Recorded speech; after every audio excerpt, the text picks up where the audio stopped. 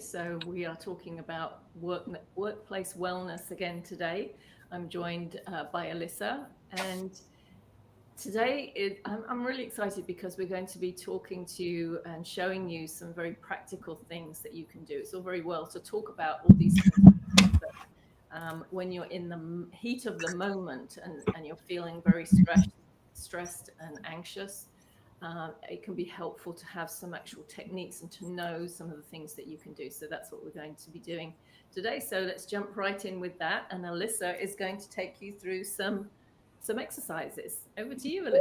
Yes, thank you, Linda. I'm so excited for today. I love practical techniques and Mm, tools, and I'm always learning, and I love to share what I have on my tools in my toolkit. yeah. So, for today, I'm going to teach you or show to you, and Linda, you can practice with me a method that I use that it's called EFT, or Mm, also known as tapping. And what we do is actually we tap on acupressure points on the upper body. There are all type of energy points in our body, and this is actually it comes from acupuncture. So if you're familiar with acupuncture, you may know that when those needles are inserted in those specific parts of the body, it promotes the um, wellness response. It actually encourages your own body to release that stress and also to allow the energy in the body to align. So we're not going to use needles today. We're I'm only very going to. happy because I don't like needles. So this is good So for for me. people that don't like needles and are afraid to go to the acupuncturist because of the needles, you can always try tapping. And I'll teach you the basic recipe, which is 9 points. There are more than that. But if you take just a deep breath while you're tapping, and let's do it together, you're actually sending a calm signal to the amygdala in the brain, where the stress response originate, where that fight or flight response, yeah, activates. So when we do this, we are actually interrupting it, Ah, and we're allowing our nervous system to reset. And all of these points are connected to an organ. So I'm not going to be giving you a whole lecture. I'm going to be very practical. So let's move to the next point. It's actually top of the head, where that soft area was when you were a baby. That's where you're able to identify. And it's not like you're tapping on the whole head. I see some YouTube videos where people are tapping on the whole head. It may feel good, especially if you're tensing your scalp, but the right point, it's right on the that soft area. okay. Then the next point is where the eyebrow begins. So you Okay. can tap both parts of the eyebrows, or you can just do one. It doesn't matter because meridian points run on the two sides, and you can still stimulate one side. The next point that I like to tap is the side of the eye, and it's right next to the eyes, not to the temples, but right in. And you may feel like you want to take a deep breath, or you may want to yawn. That's perfectly normal. That's actually movement of energy. That means you are sending that calm signal to the amygdala, and the nervous system is relaxing. Then go under the eyes, right under the eyes. And actually, this is where the stomach meridian starts.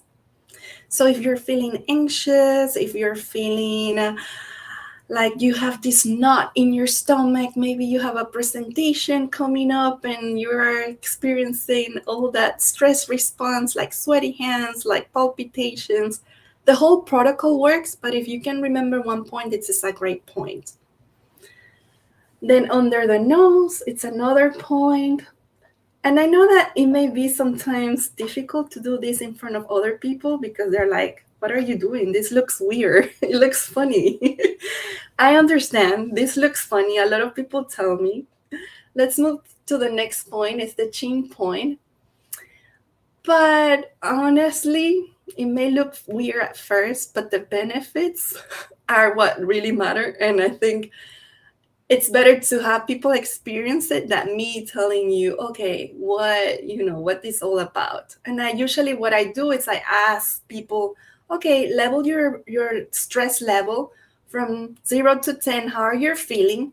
And then after doing this, just check back in. Is the pain or the discomfort the same? Have you noticed anything? And usually it changes. So the next point is under the collarbone. So you find your collarbones and just right under. So in, not out. And this is actually connected to the kidney meridians. And it's great whenever you're feeling constricted, like you have you have that shallow breath. You feel like it's hard to breathe because you're like doing so much. And then just take a few deep breaths here and let go. And that right there, it's really good. And then the final point, it's under the arm. For the ladies, it's actually below the brow line. So it's like 4 inches down, 10 centimeters down. And you can do one side, or you can actually hug yourself if that's comfortable. And take another deep breath and exhale. So those are the 9 acupressure points that we do for the basic recipe. But like I said, sometimes we can't show it. So what I encourage you to do, if you want to do it like low profile, nobody to see you, you can still do the finger points. So you can tap, or you can just rub your thumb, rub your index finger, your middle finger, your ring finger, and your pinky. So you can do that under the table, like I'm doing it right now, and nobody's noticing. I can still do the side of the hand, which is another point, and nobody's noticing. Maybe I'm in a meeting and I'm like this, and nobody's gonna notice, right? Or maybe I'm like this, doing the under the collarbone point. So those are some tricks you can practice. There is another powerful point that it's between the ring finger and the pinky. So right here, you can rub this area here. Rub it or just tap, and you can do it under the desk, and nobody will notice it. I love that. It's like surreptitious tapping. Nobody knowing. Yes, that's Yeah, you perfect. can always rub it, or you can touch and Mhm. breathe. Just hold the Yeah, point and breathe. I love Yes. that. Okay, well, thank So you. yes. That's very helpful to know those points. Yes, yes. So practice them, breathe. There is so much more to this Yeah, because it's not only about tapping and breathing, but it's a start. And I it's a use great this to start. go deeper because what we're doing is we are interrupting the stress response. We're sending that signal to the amygdala. You are safe. Yeah, Now we can access some other things from the subconscious. So that's what the deeper work involves, but right. that's that's for Yeah, another session. another time. Okay, excellent, excellent. Well, now I want to share Yes. some ways to do it. Let's say you're in the middle of a meeting, and maybe you're even chairing the meeting, or you're about to go on stage, you're doing a presentation, and it may be hard to do some tapping. So I want to share some things that you can do inside your mind, inside your body, to really help you. The first, always the best thing you can ever do is breathe, right? Because when we're stressed, when we're worried about something, when we're experiencing anxiety, we forget to breathe, it's very shallow breathing. And that just adds to your feeling of stress and anxiety. When you stop, become aware of that breathing, stop, and then start to take some slow, deliberate breaths. That helps to clear your mind, and it helps to bring clarity, and it helps to calm your body down. So your breath is a really helpful um, thing to use at any time. So as soon as you notice you're starting to get a feeling of anxiety or stress, if you just pay attention, put your focus on your breathing, consciously slow it down. There are many breathing techniques we can go through, but essentially, even if you just pay attention to your breathing, consciously slow it down, and just allow yourself to take a few slow, deep breaths, just slowly in, slowly out. I mean, you can do holding, you can do all of that. Like I said, many techniques. But even if you just say, I'm just going to take 3 slow, deep breaths, that will help to calm your body down, bring oxygen to the brain. It will help you think more clearly. Then the next thing I like to do, I mean, obviously it depends on the situation. So if something's happened that has triggered you and upset you, or maybe the company's made an announcement which has created a lot of stress and anxiety, there's an affirmation that I use myself, and I recommend it to all my clients, and it is so powerful. It actually comes from Louise Hay, which is where I first heard about it, but it's amazing what it can do. It is, out of this situation only good will come, for the highest good of everyone. I am safe. And if you just repeat that to yourself, I'll type it into the comments so that everyone can see it.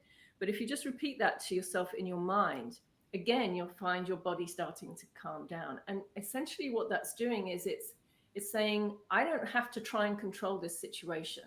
It's going to work out better than I could have imagined. I'm just going to hand it over and let it resolve itself, because I know that whatever happens out of this, I am safe. I'm okay. There's a really powerful affirmation. You can use any kind of affirmation, but essentially, it's about calming your body down, and that affirmation will do that. And then let's say it's um, I was terribly afraid of giving presentations and talking in front of groups. I do it all the time now, and I actually enjoy it.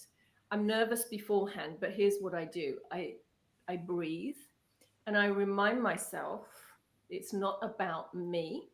It's about the people I'm speaking to, and it's about the information that I'm sharing. I don't have to try and be some kind of flashy presenter or anything that I'm not. I just have to deliver the information in such a way that I want them to be able to take something away from what I'm sharing. So as long as I make it, remember that it's not about me, but it's about the people there and what I'm sharing, that is really helpful. And that's helpful in any situation, because it stops you from thinking you have to try and control. So if somebody's being mean to you, if somebody's being um, difficult with you, you can remind yourself, I'm not responsible for this person. This isn't about me. It's about what's ever going on with them. So I just want you to know that there's a lot you can do by reframing your thoughts. But first, before you can even get to that point, you have to focus on your breathing and allow your body to calm with the breath, and then be aware of the thoughts you're thinking and how to turn them around. Just start turning them around, and you will start to, not only will you start to feel better, but it will change the dynamics of what is happening and how people are responding to you. Definitely having that time to reset, to disconnect somehow from the reality that you're undergoing, with Mm, the breathing, like you said, with something that brings you back to your center. Maybe even just feeling your feet on yes. your shoes, on the ground, like I'm in this present moment, and Mm, then just feeling your body sensations, you're feeling your breath. And sometimes I know it's hard because when you're feeling those palpitations, when you're sensing your sweaty palms, it's scary sometimes. Like these mm, body sensations can get very intense. And so it's like you may tend to panic. I used to panic when I would get so stressed to the point that I would experience panic attacks. And those are very, very scary. But mm, yes, connecting to ourselves, and those, that affirmation that you said is very powerful because it's confirming and sending that message to our nervous system. We are safe, even though mm, we're experiencing this stress response or this trigger. I am safe. I am safe. mm. Yeah, it's so important. And you can combine the two. You can, start with the breathing and the affirmations, use the tapping as well. You can combine the two. The trick is to know that you have tools that you can use, and then know when to use them depending on the situation and what you feel comfortable with. But you are never powerless. right? It's not about what's happening to you. Even just reframing that to say, okay, this isn't happening to me, this is happening for me. Question I like to ask often is, what is it I can learn from this situation about myself? Because when a difficult situation comes up, or when somebody's being really harsh with us, um, we tend to take it very personally, and we feel all these emotions. If you again just pause and say, okay, this doesn't feel good, what do I need to learn from this situation? Because when you learn whatever it is you need to learn, you don't need that situation anymore, you don't need that difficulty in your life anymore. There is something there for you to learn about yourself. So that's another way. Yes, it creates some distance and Yes, detachment. that's a great way to put it. Really. Yes, and it's a way the brain sometimes need that space to Mm, make that separation, and we do it automatically. Sometimes in situations that are very stressful and traumatic, the brain shut down, and mm, that's why sometimes there are things like you faint, but those are more extreme things, yeah. where the brain just disassociate, and those are the responses. But we can do it in a very gentle way, where we have control, and again, we're not giving away our power. Right, right, exactly. Well, actually, we have more to share with you, but we've Yes, come out of our 15 minutes right now. So, I thought that we thought this might happen. We came up with a list of things we wanted to do, but so we're going to continue this. So, one of the things that can also help you, which may surprise you, is your environment.